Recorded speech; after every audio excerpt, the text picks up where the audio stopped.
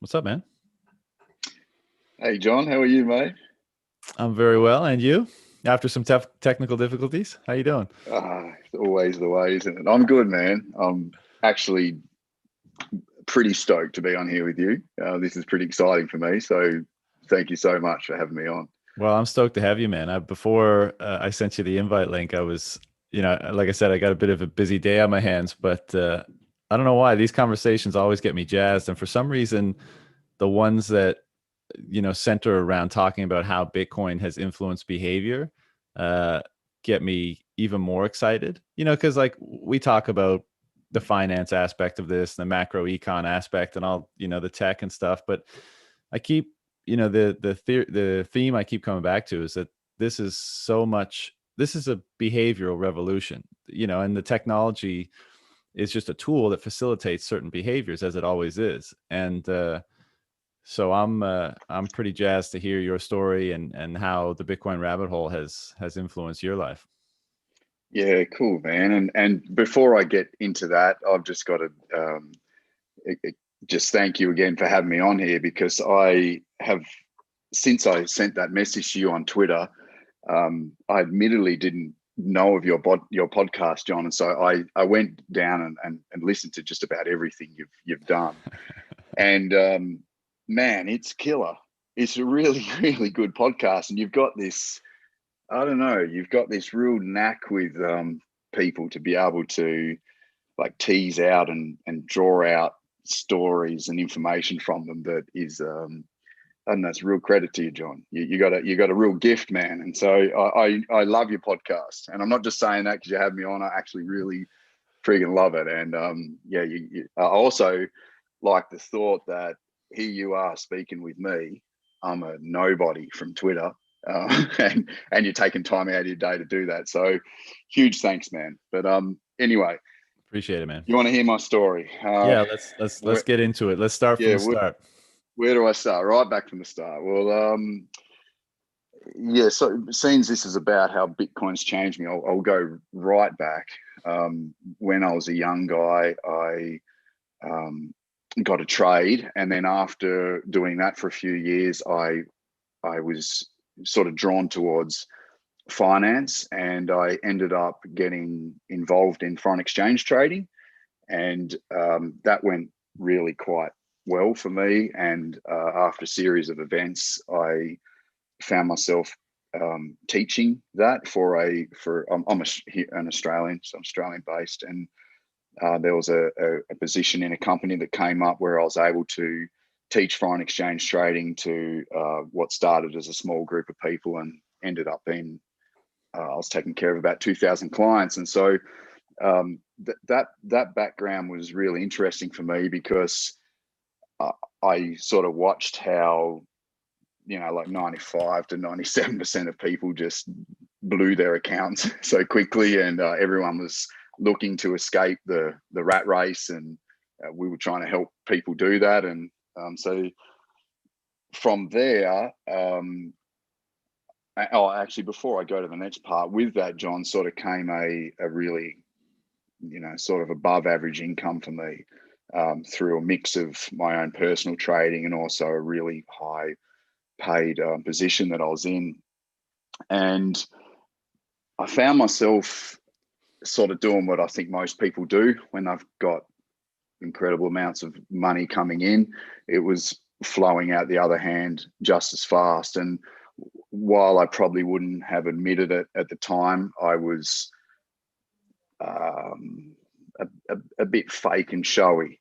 And I know when you first reached put that question out on Twitter of how has Bitcoin changed your behaviors, and I sort of sent back to you how it's changed my behaviors drastically. It's sort of in retrospect, looking back, my behaviors needed to change, and I sort of found myself where I was living in the double story expensive house and had the Merc in the driveway and the Harley next to it and the jet ski next to that and the boat next to that. And, I'm also a family man, so I've got young and older children. But I I don't know what it was. I think I was trying to fill a void like most of us do. And while that was all fun and all the travel and everything like that, the things that mean the most to me now did back then as well, which is spending time with my kids and family and taking care of my health. And they sort of, I don't know, they sort of fell to they sort of become second place for some reason, like in the quest for financial freedom and chasing the money. And it's funny how when you've got these high incomes, I don't know if other people listening to this have similar experiences, but you sort of get stuck on that hamster wheel. You're stuck on that rat race. Like once you start buying all that shit to make you happy, you then got to keep working hard to bring the income in to pay for it all. And admittedly, looking back on it, a lot of it was showy and kind of to say, look at me, I've made it, even though at the time I thought it was just a byproduct of having, expendable income. So when we relate that to Bitcoin, that's had a huge change for me, John. Yeah, I mean, I've heard this story before. It's interesting, and that's the way that we're all brought up, right? Like you come to revere and envy the people with the big house and all the toys and stuff, and like in one sense, it's natural because you want to have more, you want to have more ability to have different experiences, and so you get working and you get making money, and once you have money, the payoff is the ability to spend it, right? So I think, and some people are more frugal than others, and maybe brought up differently, and as you say, didn't have maybe the need to fill any kind of, to the extent that buying a bunch of toys is some kind of mechanism to fill something. So some people have that more than others, but we're not taught the kind of the principles that emerge from engaging in Bitcoin in our upbringing. Our education system is so fucked in so many different ways, and we're really not taught or imbued with the mindsets and the habits and routines and the way of thinking about things that actually sets you up for to be an adaptable, successful person in the world. You're kind of it creates cogs in a machine, and there's a usefulness to that, but yeah, I don't think we get taught the important things in our upbringing. So so keep going. Let's what changed? Yeah, so what changed for me was actually a health crisis, John, and without giving too much away about it and who I am, I had sort of lived my whole life of just trust everything, really. Like I was trusting what mainstream media taught me. I was trusting what doctors and the medical system taught me, and I was just sort of, the whole ethos of Bitcoin is what has really grabbed me, which is verify, don't trust. And I wish I'd had that, a decade ago. And so funnily enough, when my, and I won't go too deep into it, but when my health fell away, I found myself bedridden for a couple of years. And Fuck. yeah, it was crazy, mate. And so you can imagine the knock-on effects from that when Jesus. you're living this high lifestyle and you need the income to support it. It sort of made me question everything. Everything. Questioning what I ate, questioning who I put trust in, questioning the medical system. And I know we're chatting about Bitcoin, but it really took me down a deep rabbit hole. And this was before I found Bitcoin. And so here I was sort of laying in bed, with an income dwindling and assets having to be sold off and things like that, and just questioning everything. And then I went deep down the plant medicine route. And I've actually heard you speak a little bit about this. I heard you speak to other people about how you've done ayahuasca and all sorts of things. And so all these things were of high interest to me. And I started using marijuana to help me with pain.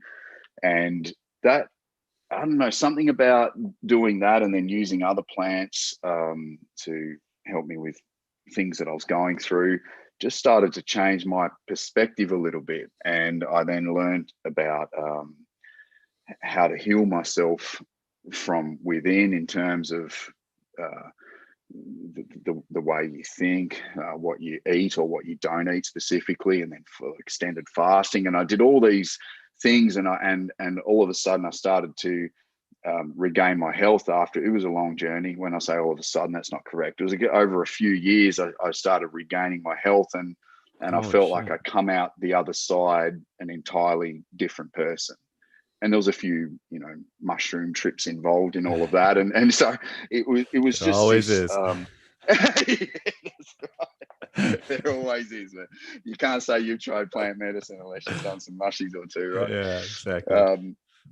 So I feel like all of this was sort of prepping me to be ready for when I did find Bitcoin, if that makes any sense at all. But Totally. when Bitcoin was first put in front of me, I did what most people did and dismissed it. That was in 2016, early 16. I admittedly dismissed it and didn't give it enough attention. And then early 2017, I had a second look at it, and I was still trading the foreign exchange market heavily at that point. That was probably my lifesaver, to be able to create income from a laptop when I was stuck in bed. So I came across to Bitcoin for a trading opportunity. I had no idea. I didn't understand anything about economics. I had no idea that Austrian economics even existed, and I've gone deep down that rabbit hole since, thanks to Safedine and some other sources. And so I came to Bitcoin looking at it from wow, it's got really good volatility, it's got really good volume. I think I'll be able to cash in off this. And probably a similar story to most people, I started trading it. And then the altcoins popped up. I'm like, wow, look at all these amazing altcoins. And then I started listening to the likes of and Andreas and many other different crypto figures. And I was thinking to myself the whole time, well, you've missed the Bitcoin train, mate.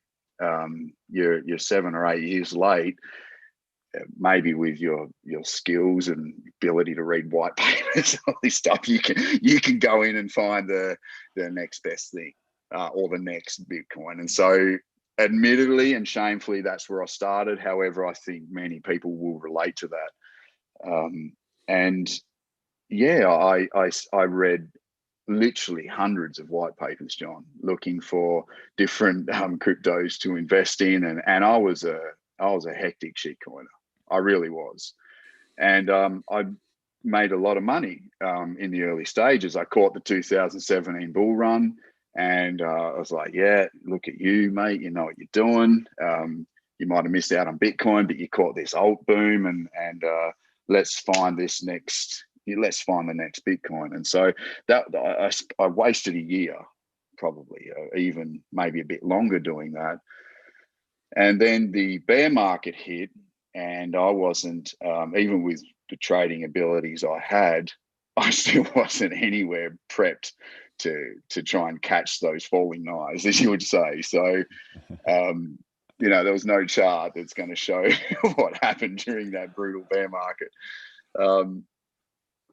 So that scathed me a little bit, and it made me reassess everything and start to dig a bit deeper into what Bitcoin is and what the altcoins are and so on. And that's when I started digging deeper into different podcasts, and I come across the likes of Stefan Lavera, and I found Bitcoin Audible, which was obviously named something different when I first found it. And I read Safe's book, The Bitcoin Standard, and then I read it again, and then I read it again, and I'm like, holy shit, I think this makes a whole lot of sense to me. And something changed in me from that day. And I guess it's pretty hard to read that book and have that information presented in that way and not make changes. And it was probably around I can't tell you exactly, John, when it was, but it was sometime in 2018 where I just realized that Bitcoin is where it's at for me. That was my perspective on it. And everything that I'd read and researched backed up that theory. And so I started to, trade out of all of my alts into Bitcoin. And then I began the accumulation phase, and I sort of set these goals of, you need to get yourself just one Bitcoin. And then once I had that one Bitcoin, I'm like, well, maybe I should get two. And and then once I had two, I'm like, well, yeah. And this whole time that I'm doing that, I'm getting deeper and deeper into different Bitcoin podcasts and reading different books and reading VJ Boy Party's The Bullish Case, and then reading everything Preston Pish wrote, and all the guys that are revered in this space. I probably spent 3 hours a day just absorbing everything I could, and I've done that for close on 3 years now, and still do. And that sort of gave me this base and this unwavering view that I need to hold my wealth in Bitcoin, and it's a safe place to store our value. And from there, a whole lot of other changes started to happen when I sort of understood that Bitcoin is a safe store of value, and it can't be inflated away from us, and it can't be stolen.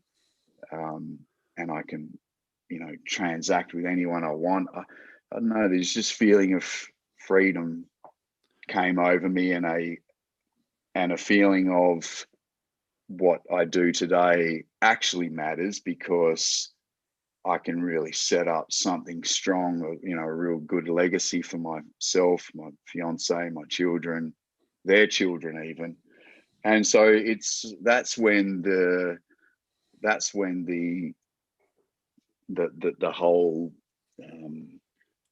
ethos of Bitcoin started to infiltrate out into other areas of my life, if that makes sense.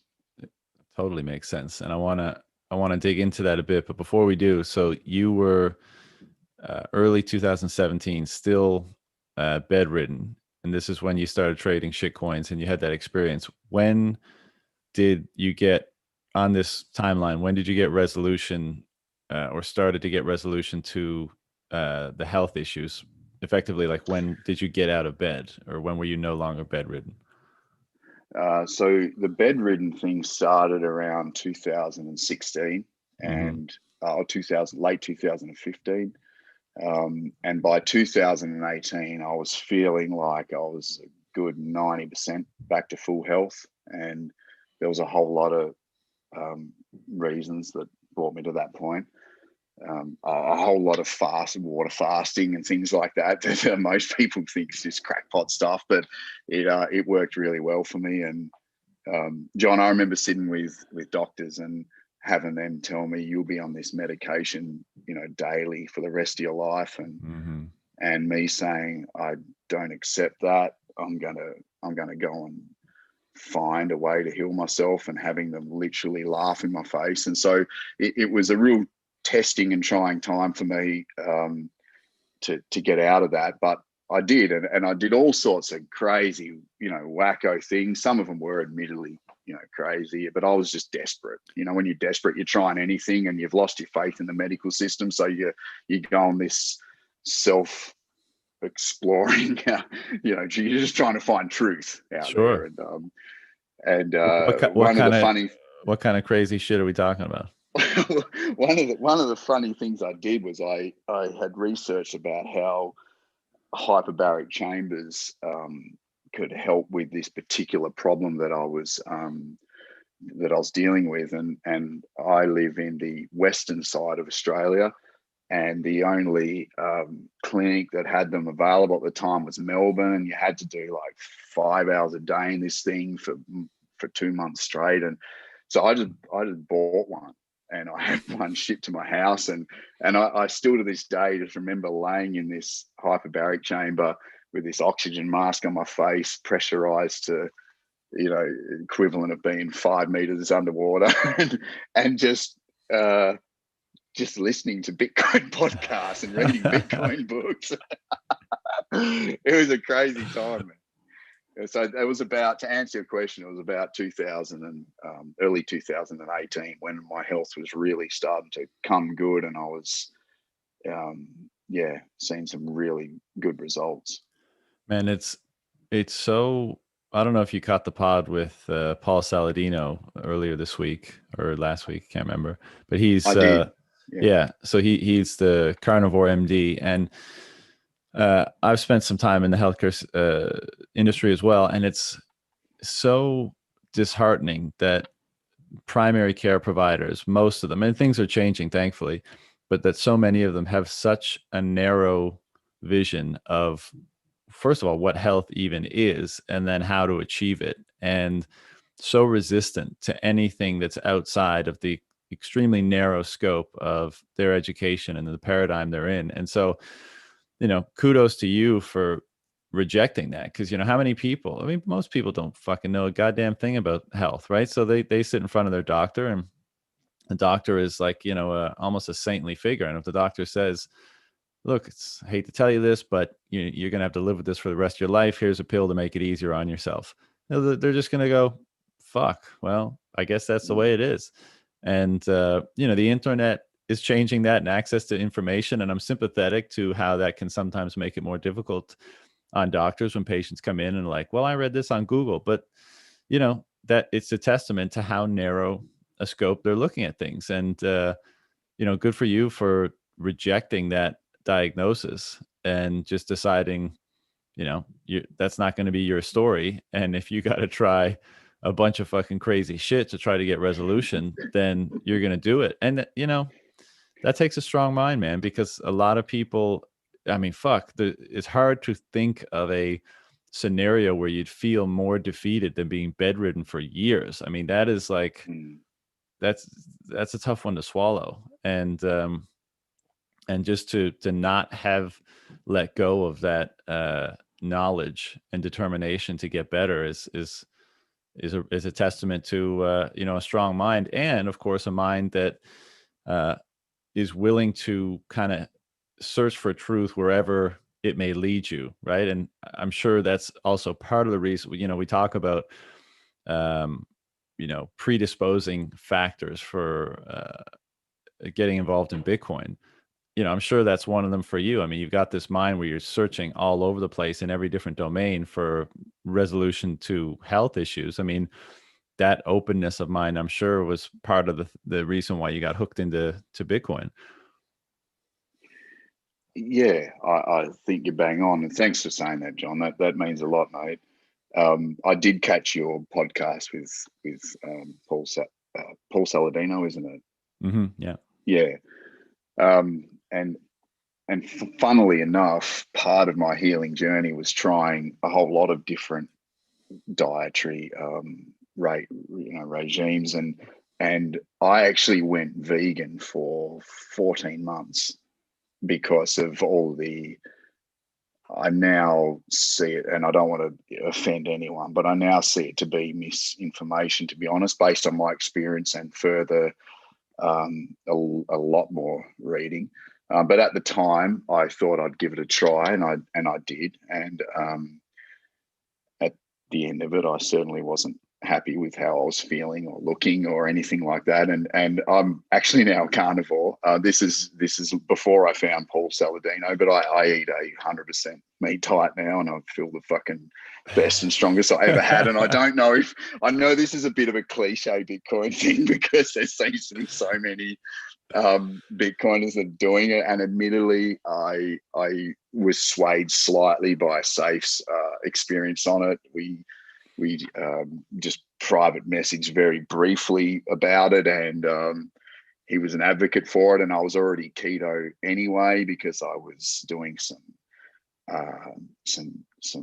body composition competitions here in Australia, where it was, you know, how fast you could change your body composition, how much weight you could lose, and all those kinds of things. So I was already using the ketogenic diet, and so it wasn't much of a big shift to move to the carnivore diet for me anyway. But this is astounding to me. Like I now have 0 medications in my life. Like I don't even take a fucking Panadol, man. Nothing. I don't. That could be because I was so burnt by mainstream medicine and big pharma that I kind of have a little bit of a hatred for it now. So, you know, I'll light a joint up before I smoke before I take a Panadol. So I feel better and stronger and happier and more authentic for it. And so it's my experience. I don't know what other people's experience is, but a lot of people I've talked to have sort of gone down that route, that have had their health lost and put all their faith into modern medicine and been left feeling a bit empty and I mean, I think jaded from it. I think a lot of people feel like it's very much a disaster. You know, like modern medicine, you know, the diagnostic tech is really compelling, and it's kind of allowing us to see how the body functions and where there's dysfunction better. But by and large, and you know, for acute emergency medicine, obviously it's fantastic. But as Paul was saying in the podcast, you know, 98% or something of what most people are suffering from are lifestyle diseases. And, you know, most people don't suffer from a deficiency of fill in the blank pharmaceutical drug. That's not their problem. You know, their problem is nutrient deficiencies, or you know, they're not exercising enough, or they're not in the right environment, or there's, you know, their psychological conditions are not where they should be. And I think more and more people are starting to kind of see behind the veil of how the medical system works, you know, how the pharmaceutical companies work, the pharmaceutical lobby, the integration with the medical system, you know, and even if you take away any sort of sinister component of it, just seeing it as a very kind of industrial approach to medicine. Okay, you wait at your doctor's office, you're going to have 10 minutes max with your doctor. They're going to ask you 1 or 2 questions. And, you know, based on your symptoms, they're going to run through their mind of the list of symptoms matching with whatever pill they've recently been educated about by the pharmaceutical reps, or in their you know, in their book of which medicines pair with which symptoms. They're going to send you off and say, try this, and, you know, call me in 6 weeks and see if anything's different, you know. And from a numbers perspective, I can appreciate why that kind of developed.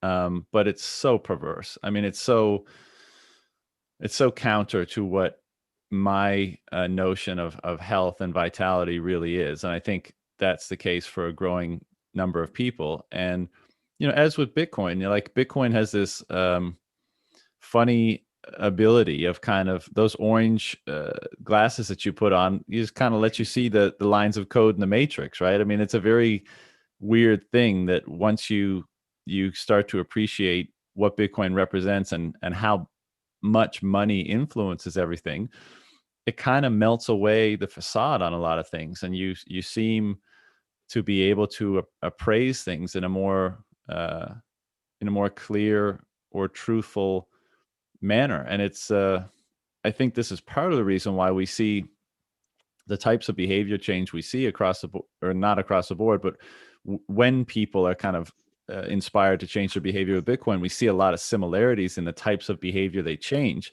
because, you know, whatever mechanism is underpinning this, whatever process is it seems to be similar across people. And so people look at their diet, and they look at their fitness regime, and they look at, you know, the relationships in their lives, and they look at the environment that they're in, and they look at their mindset, and they, you know, they just appraise all these things. And we all seem to be kind of converging on similar opinions and notions and approaches about this stuff.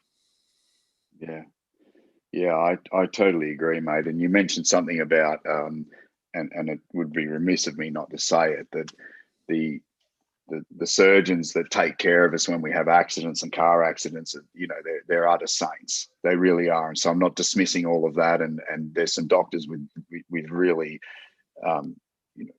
hearts for the people. It's not all of them. I just think they're stuck in a system that's designed to Exactly. to drag profit out of a person. Yeah. I think they're mostly well-intentioned, right? I believe that. Yeah, agreed.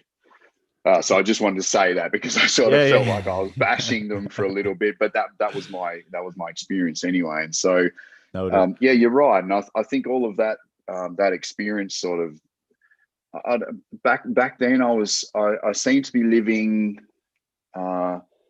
just sort of in the moment, and there's nothing wrong with being in the moment. I meditate and I do a lot of breath work every day, and so I'm all about being in the moment and present. But when it comes to finances, I think part of my reason for wanting to spend and consume was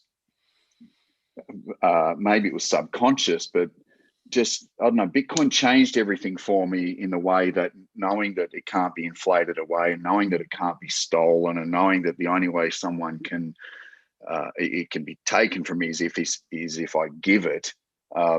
It sort of just changed my subconscious a little bit, which then seeped into everything, including daily spending habits. And I'm in my mid-30s, John, with I won't say exactly how many kids, but there's a fair few kids running around out there. Finding an hour free to talk with you is a difficult task on itself. But so it's sort of, I wouldn't say I'm a tight ass by any stretch. I bless my fiance and take care of my kids with, absolutely the best way I can. But before, the old me would just buy anything I wanted very flippantly, and now I have that chat with myself: is this entirely essential? Do I need this right now? And if I don't, and 95% of the time I don't need it, I'll buy Bitcoin instead.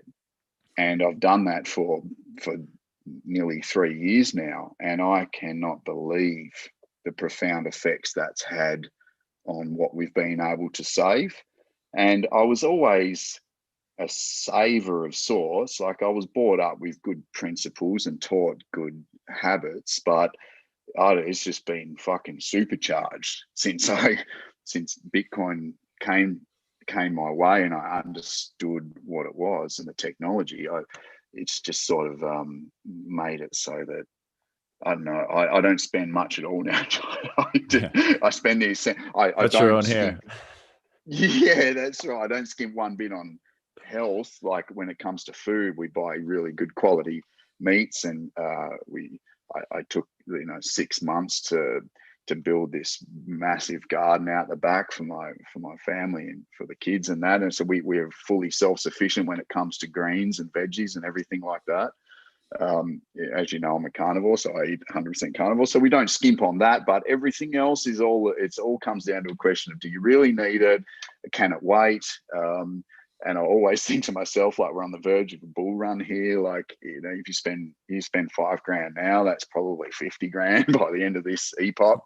Right. So that's had a profound change on spending habits, and which has then had a profound effect on how much we've been able to save and store away for our future and so on.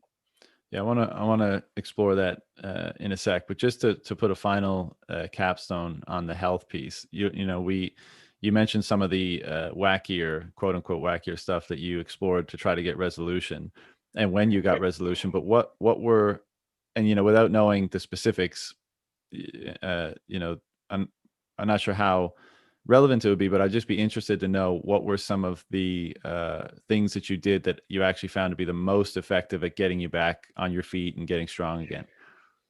The most effective things was, believe it or not, was some particular essential oils.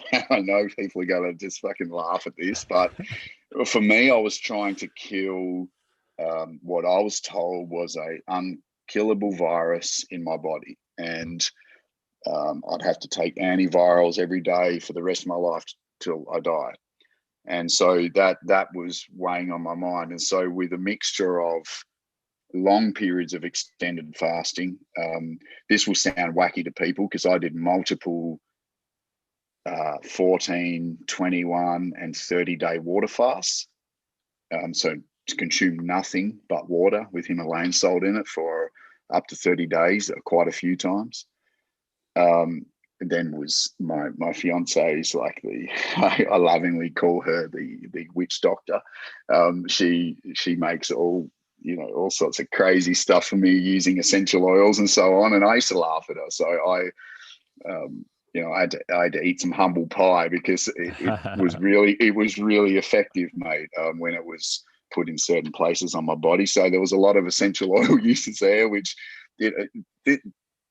if you knew me like personally and you know the type of guy that I am, this would just be something you would never hear come out of my mouth a few years ago, because I would have laughed at that and said you're a fuckwit. So that's the honest truth. But here I am. It worked phenomenally for me.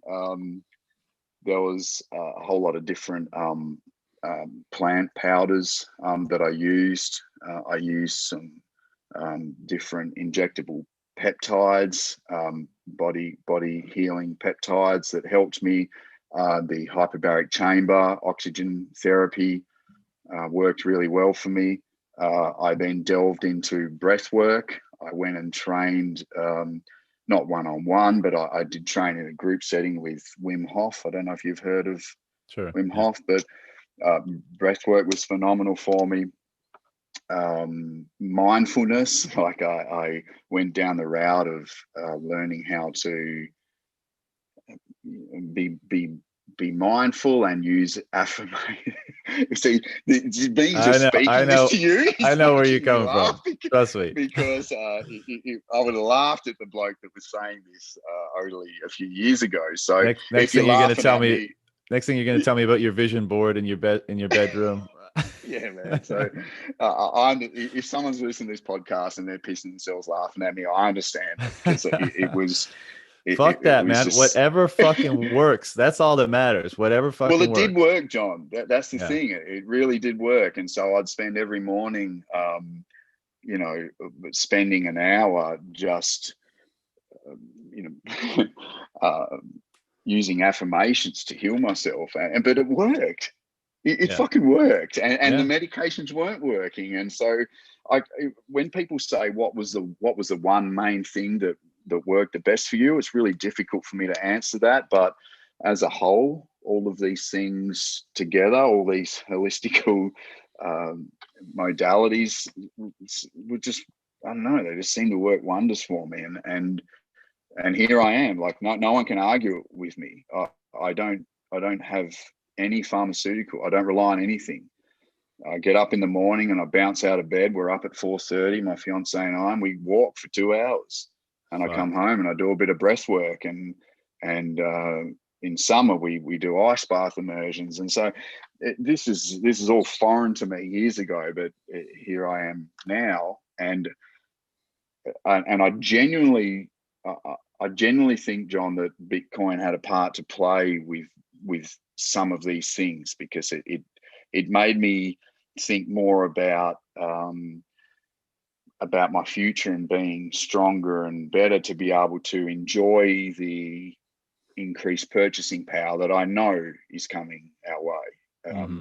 I didn't want to be, half-assing that. I didn't want to have only half health. What's the point of having all this wealth if you don't have your health, right? Yeah. So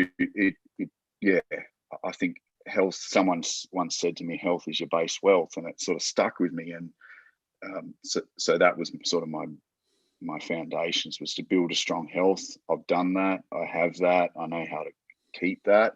And I hope that everyone would go down that journey at some point and find different things. And if you're feeling like maybe mainstream medical or big pharma has failed you, that isn't the end. Like I remember that just feeling of utter desperation and helplessness. Like, what the fuck?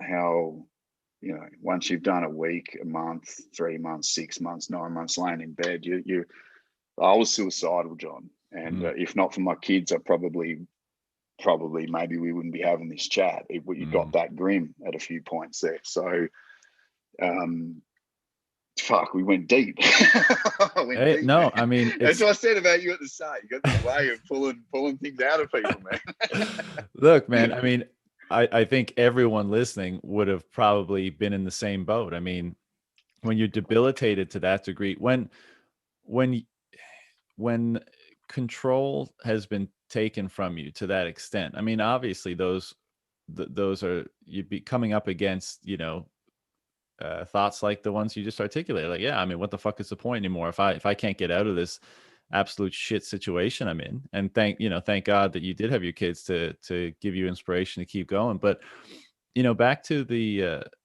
well, all this is wrapped up, and you were saying about kind of where you're at now with Bitcoin. Like, one of the things that I can't avoid feeling, and it just increases, is I've always health has always been important to me, and I've always kind of had a sense like I want it to be in control. I didn't want to have other people. I don't want to have to rely. I wanted to reduce my reliance on as many different things as possible, right? Because the reliance makes me feel like I'm not in control. And man. um, your experience with your health is a great example of that. And of course, Bitcoin is a huge example of taking financial control, taking financial sovereignty, not being subject to the whims, not having your time and your savings be subject to the whims of, XYZ bureaucrat who's diluting it, who's stealing it, who's cutting off your access to it. And one of the things that I think motivates all this auxiliary behavior, from that a lot of Bitcoiners are now articulating and experiencing and expressing, is that like intoxicating feeling of taking back control for all of these things. Because I tell you, man, like I said this on a podcast recently, but like when you're on top of your health and you said like I'm not going to delegate this to fucking anybody, it's like I'm going to take care of it and I'm going to optimize it, to the extent that I can. And when you do that for your finances, and when you do that for your mind, like you're not going to be conditioned and brainwashed by shit. You're actually going to try to figure things out for yourself and contextualize your reality the best you can, and do that for all these different things. Like it's this inner, yeah, it's strength, fire, I don't know, but like it's so additive when you start doing that in every different domain that you can identify. And the more you do it, that's the feeling that I crave. Like we all talk about the further we get into Bitcoin, the more we save, the less we spend. And I think at least part of that is not even just like so I can have more money in the future. It's that like squirreling away each additional sat just gives bestows that feeling of added strength and independence and freedom, and finding that in every other domain that you can. That seems to be the game now. Like, okay, look, like finances are going to be taken care of, right? If this plays out the way we believe, I'm going to be in control of my finances, and I'll have enough to live the life for myself and my family that I desire to live. But yeah, and the funny thing about that is like most Bitcoiners don't have very ostentatious goals for their wealth in the future. They're like, yeah, I want like a nice place to live with my family, maybe in a rural setting, and I want to eat meat and spend time in nature and exercise and hang out with loved ones. Like, people It's aren't so talking true. about Lambos and shit like that. And Yeah. so one, it's fairly conservative aspirations, but I think that's because we're starting to realize that the thing that really sets us on fire, the things that really like gives that core feeling of strength and power, is taking back control and establishing sovereignty over all these different aspects of our lives. And then with those things established, engaging with other people that have done the same in what is really like beautiful relationships, whether they're, only over the internet for now or whether they happen in person. It's like, what do you want more? You want to be totally independent, free, and sovereign, not under the thumb or conditioned or influenced by, any external factor, and you want to engage with other people that are doing the same. And, beyond that, what do you want? And so it's really interesting to see more and more people, I think, starting to get this inner feeling and then having that translate into how they, reduce their dependencies in various areas of their life. And it sounds like, it sounds like that's been a big part of your journey as well. Yeah, it has, man, and that's so true. And I think that's why I love I'm new to Twitter and new to Bitcoin Twitter, and that's partly because I did this social media cleanse where I just got rid of every social I had, Facebook and I never had Twitter for a start, and so I was just sort of, getting rid of everything, and then I downloaded Twitter not all that long ago, only some months ago, and I just like fell in love with like you said, I've never met anyone. You're the first one that I've spoken to. It's not even face to face, but it's as good as face to face gets. I can see you. I'm sorry you can't see me, man. Maybe one day I saw the photo earlier. Yeah, you did. Maybe one day I'll release my identity. I don't know. I'm torn about that. I've listened to too many people podcasting about it, but yeah. I'm not sure I want to go. But there's something about the Bitcoin community where they're just this. It's just a group of sovereign individuals that have had enough, and they're not willing to take any more shit in any areas of their life. Is what I feel, and that's.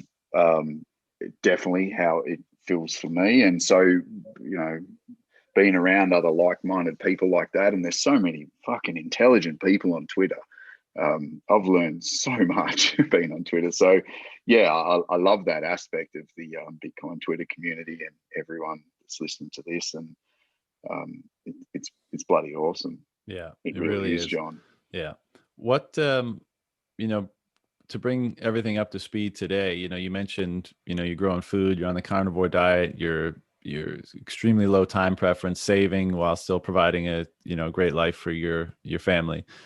What's in terms of aspirations, goals, or just, kind of intellectual curiosity, what's consuming most of your mind space these days, or what, is a goal that you're still working towards? There's two. One burning goal in the forefront of my mind is to take my family and live mobile, meaning we want to have a fully moving house, whether it's a tiny home or something. I'm not exactly sure just yet, or whether it's a caravan or something like that. But that has been a goal of ours for a couple of years, because it's funny, you alluded to it before about how everyone sort of starts rightly or wrongly with you want the big flashy house and you want all the cars and a garage full of cool shit.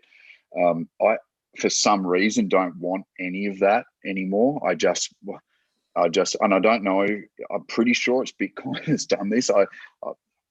There's no other factor. Maybe it was partly Bitcoin and partly losing my health and reassessing everything, maybe, but I don't want any of that anymore. Like when I first started trading Bitcoin, I thought that it was just going to be to acquire the Lambo, like you said, to, get those toys. But I have no desire for that whatsoever. And there's so many other Bitcoiners that I've listened to that are in the same boat, that are extremely wealthy already, people that were far earlier than me, that could literally buy whatever toy they want, yet they haven't. They just want to live on the land with their family around them, the people that they love and care for, living sovereignly, not having to, bow to anyone, not have to ask for fucking permission for anything, and taking care of yourself and those around you. And that's it for me.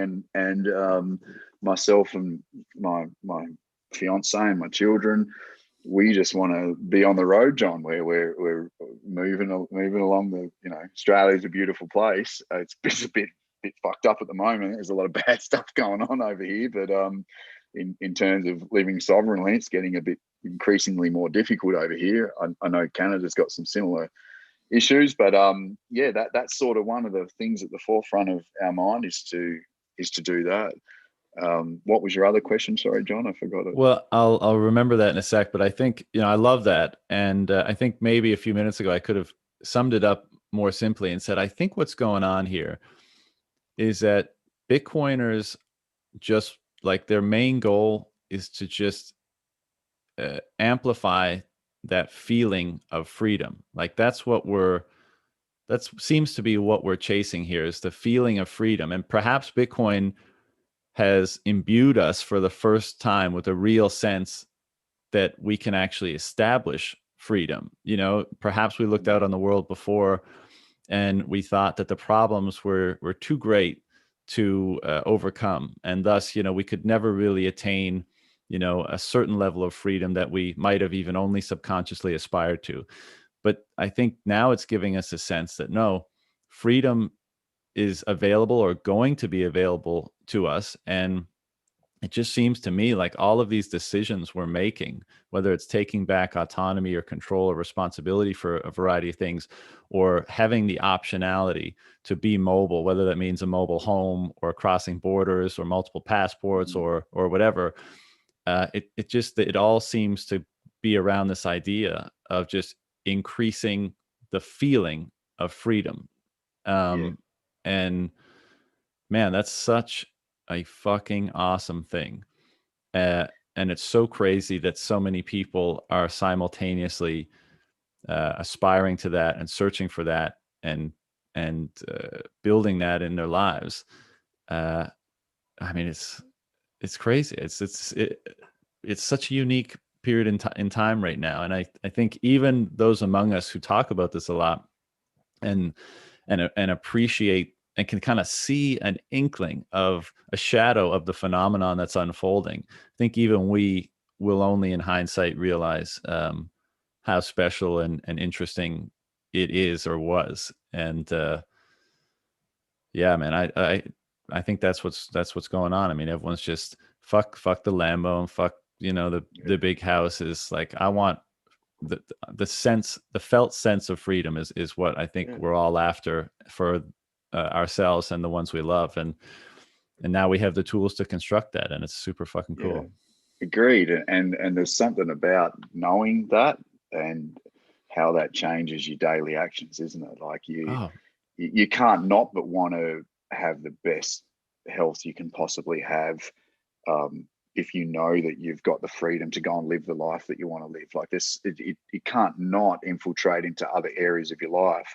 And that's when I start like, red pilling new people into Bitcoin, and that's a huge passion of mine. Like so many people, man, of Bitcoiners, because I just yabbering in their ear nonstop, and they're like, "Why are you so passionate about this thing? It's just so money orientated." I'm like, "Man, it's not about this. Admittedly, you'll come to Bitcoin for the money, for the hmm. gains. Like it's crypto will just drag in those mad gains, as everyone talks about, but." When you delve into it, it's so much more than that. That becomes like of course, that's huge part of it. Number go up technology, like we know that's a huge part of it. But I would argue that the what you just said, the ability to know that you've got freedom and that no one can take that from you is more important than the money. Well, I think they're integrated, aren't they? The fact that you know that your wealth can't be inflated away, and most likely your purchasing power is going to increase, brings freedom, doesn't it? Because you can it opens up the options that you've got, which is freedom. So Exactly. I yeah, mean, I man, I think couldn't be more passionate about it. And people say, how the fuck do you spend 3 or 4 hours every day listening to this same old Bitcoin shit? How can you possibly do that? I'm like, man, I jump out of bed in the morning. I go on a walk with my fiance. We talk. Half of that talks about Bitcoin. Admittedly, she's probably like, "Can we talk about something else?" But half of it's about Bitcoin, and then when I do my own, my own training later in the afternoon, it's always with the AirPods in, listen to all the different podcasts, and yours is a huge one now, and Once Bitten, and listen to Stephen LeBear and Safe Dean and the likes of Robert Breedlove. Like I just listen to these guys nonstop. I can't get enough of it, and it's not because I'm thinking I'm going to get rich. It's because, holy shit, this thing brings a level of freedom that I have always chased, but didn't know I was chasing. And now it's available. And there's something really powerful and special about that. Totally. Well, I mean, we're all like that, man. You not only do you want to just kind of connect with your brethren all around the world, even if you're just kind of eavesdropping on a conversation they're having, but you want to hear all of these different thoughts that are addressing this thing. Bitcoin is that foundation upon which freedom can be built. It's not the end game, it's just the foundation. And so we're all, wondering like how and what to build on top of it, and how best to use it as a tool to establish that freedom, and how best to use it as a tool to get the things that we want out of life. And so like, you're not alone, dude. Everyone listening to this is the same fucking way. I mean, we probably spend way too much time from an outside perspective on reading and listening and all of the stuff that you just mentioned, but it's too, because it's just too compelling not to. And I often say, I kind of, the caveat to all this is we could be wrong, obviously, Exactly. right? We could totally be wrong. And Yeah. if we're wrong, we'll have a bit of an egg on our face, and some people we know Correct. might laugh at us. But one, Correct. the saving grace there is like, I know my intent. So even if I'm wrong, I'm not going to hate myself. I'm not going to beat myself up for it, because I know what my intent was, and I'm okay being wrong with the right intent. On the flip side of that, if we're right, uh, then I think it's pretty fucking justified to be devoting the amount of kind of attention that we're devoting to this thing and engaging in it at the level that we're engaging it, because it will be a fucking enormous deal and kind of inflection point in the history of humanity. So, you kind of have to allow yourself the latitude to believe that this really could be what we think it is. And if so, then it's fucking deserving of our attention, and it's deserving of, interrupting the dinner table conversation with every now and then with, a Yeah. few fresh thoughts on. Yeah. Agreed. And But that is always the caveat, isn't it, John? We could be wrong. It's absolutely possible that we could be wrong. but think Uh, about all the the different more things. reading I do, the more stuff I study, the less likely that appears to me. And it's definitely Totally, not. totally. It's not because my bags weigh heavy, as some people would say, like you've over capitalized on it, or you're irresponsibly long, is what I've been told, and I admittedly am irresponsibly long. If I We go all back are. to the old financial scene of how to allocate a portfolio, fuck yeah, I'm irresponsibly long. I sold my house and my other house and everything else I own for Bitcoin. So yeah, I'm irresponsibly long, but that didn't come from reading one article. That came from, I'd say I'm bordering 1,000 hours of study, and most Bitcoiners are, and that's, yeah. Well, I I said think that that's to the difference. I said that to Preston last night, and he corrected me immediately. He said, "No, I'm responsibly long." That's so cool. He said that because I wrote a post on Twitter about 2 or 3 weeks ago. So I think you would remember Rao Powell posted something about irresponsibly long, and he's allocated 40%, and I was like, fuck. I'm like 99.95% long, and I am irresponsibly, and then in brackets wrote responsibly long. So I think it's Amazing, responsible. amazing. Yeah, I Anyway, mean, it's hard not to be, man. When you really think you got a handle on this thing the way many of us do, it's hard not to put every available dollar or euro or yen or whatever to work in yeah. this thing. But um, fuck, what was I gonna say? Um, what were we just talking about before irresponsibly long?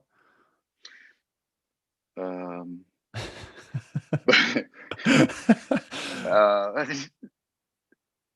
It's lost now. John, I can't Um, remember. one We're as thing bad as each other, mate. I know. I once it's gone, it's gone. One Too many mushrooms for me, mate.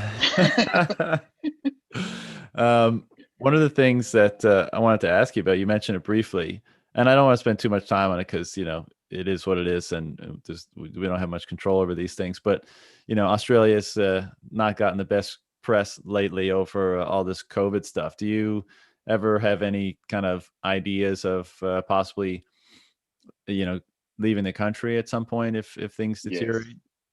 yes, yeah, we do, and that again, that's like this overwhelming feeling of peace, knowing that the transition to do that's not going to be anywhere near as difficult, knowing that I can carry my wealth in my head if it comes to it.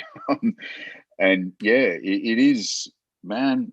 Thank God we're not living in Victoria. And any of my Australian brothers and sisters that are listening to this that are in Victoria, holy fuck, my heart It's goes not as out to them, bad where mate. you are. No, it's not. It's like a walk in the park where we are over here in the west of Australia. But in Victoria, without getting political, it appears they're being led by a psychopath over there, Mm. and it's bad. It's like communist China over there, mate. That's the police are a little out of control, and so all these thoughts of having to leave and flee a country, taking your Bitcoin with you was all just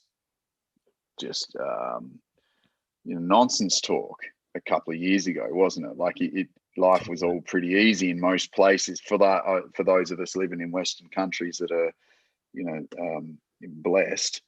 Uh, but now it's like, holy shit, things are escalating really fast, and I think that's why Bitcoin is being looked at by more people, because there's a feeling of deep uncertainty in everyone. You can see it in the eyes of people at the shops, man. You get the friends that have otherwise been, seemingly very comfortable in their lives, are now have got this look of, I don't know. I don't feel so certain anymore. And this has been a good intro into being able to bring up Bitcoin and at least chat to them about their options of storing wealth there and having the ability to move their, having financial sovereignty at least. Because yeah, things are, and I know Canada's, I'm following what's going on over there as well, because you're Canadian, aren't you, John? Yeah, Yeah, and so it's a bit scary. It really is, mate. it's Um, ridiculous, and not enough people, as far as I'm concerned, seem to have an issue with how things are being handled. And you're right. The timeline, especially for us Bitcoiners, has been advanced rapidly, and I think we this year have been forced to kind of.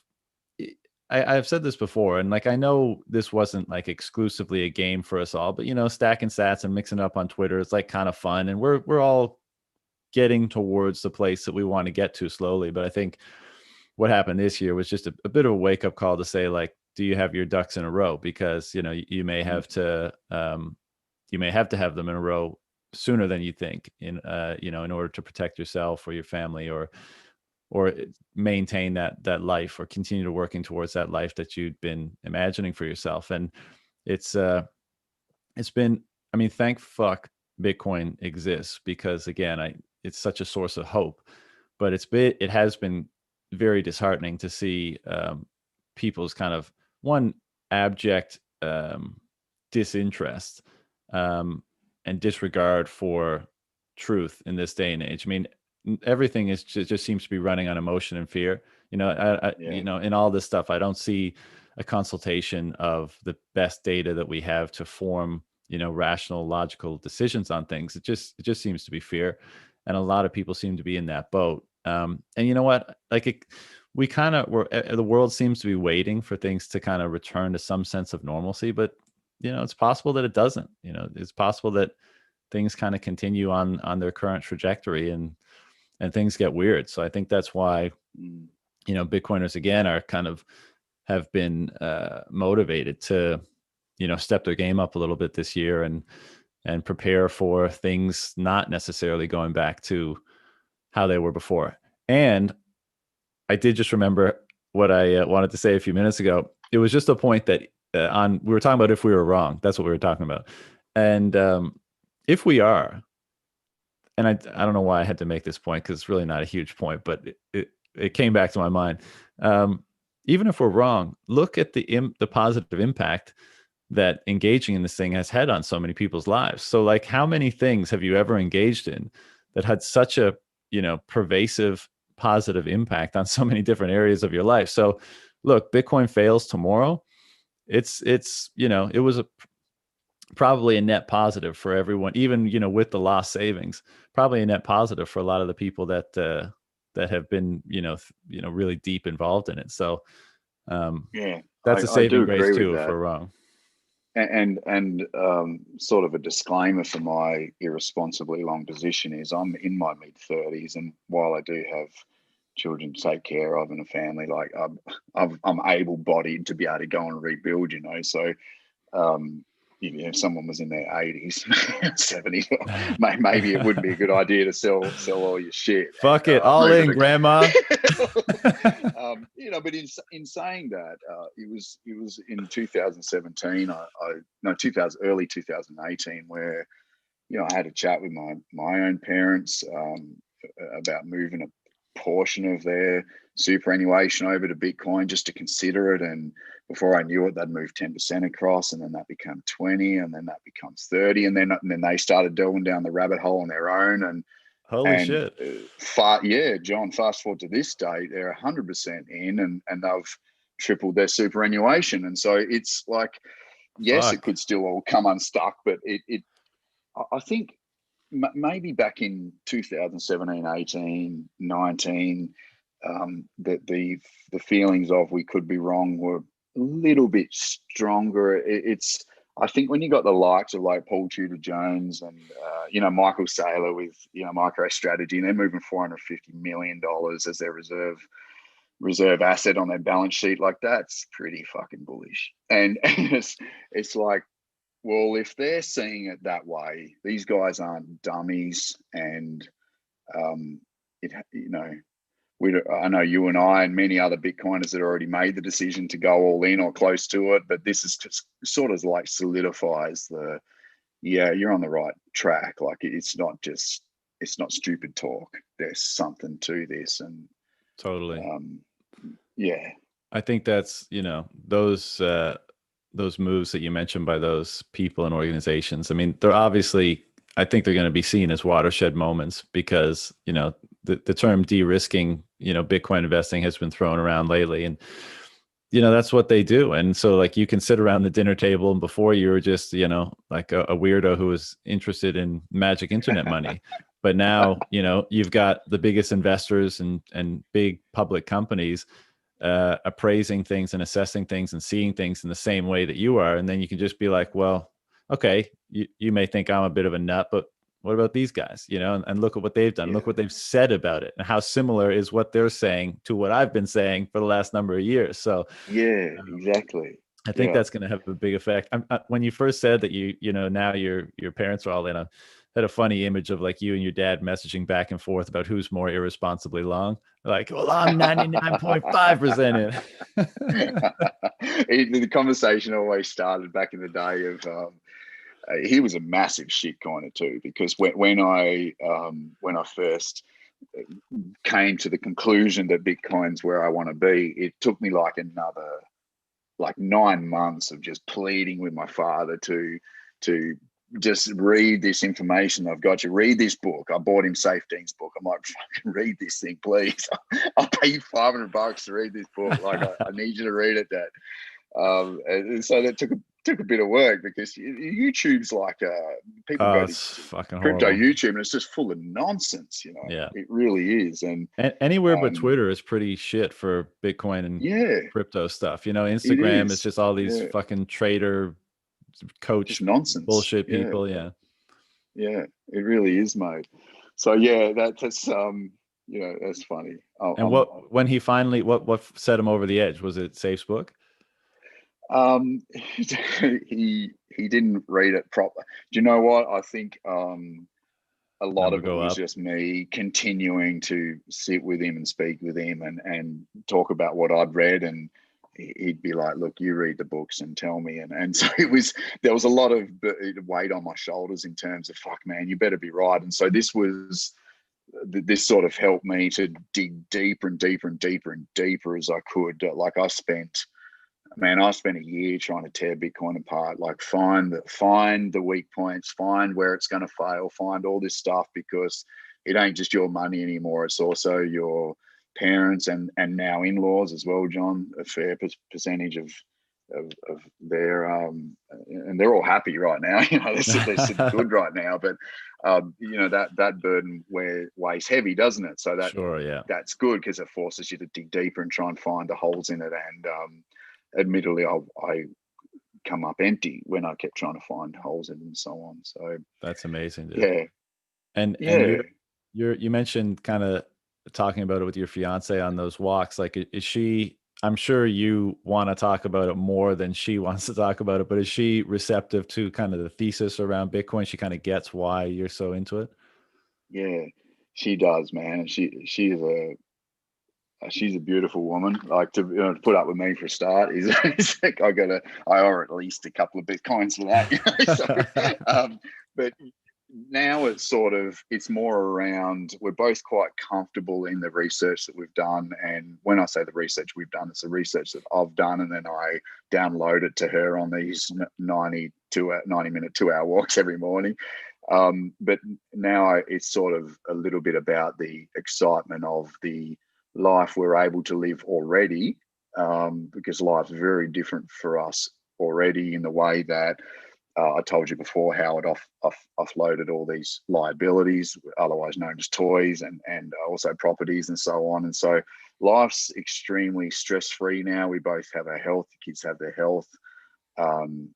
Life already looks really different than it did 3 years ago.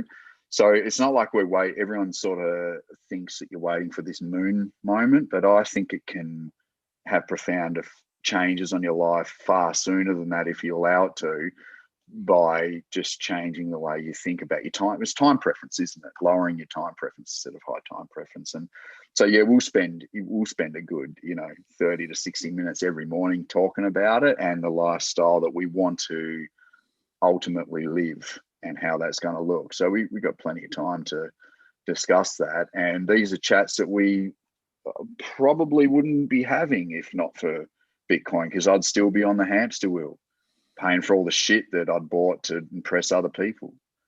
And I don't know if anyone relates to that that's listening to this, but if you are and you don't like it, just fucking change it. Just start selling stuff and just converting to hard money, and set your future up. Is my Yeah. view on it. Could be wrong, like you said, but it seems Sell the evidence everything is pointing towards that we're that's right. not essential, right? Just convert Yeah, everything that's not essential to SaaS, yeah, simplify life, and yeah. man, what you just said is so beautiful. I think a lot of people will be able to relate to that, or at least are kind of in the process of aspiring to that. And I love to hear that, man. It's in my mind, that's what it's all about. I mean, that simplicity, and the freedom that, I mean, you just said, like life is a lot different than it was 3 years ago. We've simplified it. We're happier. We're more free. And that's, it's a beautiful thing to hear. And I love that this is happening to so many people all over the world. And I think that's probably a decent place to put a pin in it for now, man, unless there was something that we didn't cover or you wanted to share or discuss. Something else? No, absolutely. Mate, you've given me so much of your time. I've had a real blast chatting to you about this, John. What a great combo, mate. You've got me pumped up and amped up. It's like Likewise, 10 man. past 9 at night here. I don't know how I'm going to fall asleep now, man. I love talking to other Bitcoiners, and they're few and far between to find in real life for me. So, That's the I problem with appreciate you, late man. night podcasts. I always got to have like Yeah. a beer or two to calm myself down after I'm done. It might be a joint for me if I'm allowed to say that. But yeah, look, man, thank you so much for sort of taking the time to hear me out, because as I said before, you don't know who I am. I'm just a nobody on Twitter, and this could have gone one of two ways. And I hope you enjoyed it as much as I did, mate. So you're a champ. Thank you. I loved it, man. I feel like I probably do know you a little bit now, and I really appreciate you being so open, sharing your experiences, and I wish nothing but the best for you in the future, and I'm sure we'll talk again at some point. Thanks heaps, John. And if I'm allowed, if anyone did want to connect with me on Twitter, I'd love that. I love other Bitcoiners. You can find me as Bitcoin Maxi. And I I picked that name because I was just so like convinced that I'm a Bitcoin maximalist and I don't want any shitcoinery that anyone else will not bother trying to But connect with me. So isn't your handle Bitcoin Maxi Hodl, yeah, right? Bitcoin Maxi Hodl, correct? Yeah, there you go. Right. Yeah. So Thanks, yeah, heaps, for people want to clarifying that, connect. mate. All right, Fairly brother. new to Twitter, John. Yeah, Mate, yeah. thank you so much. You have a Be great well. day, I think, for you, and I'll sleep well. I hope we do this again one day. Yeah, we will for sure, man. Take care. Thanks, brother.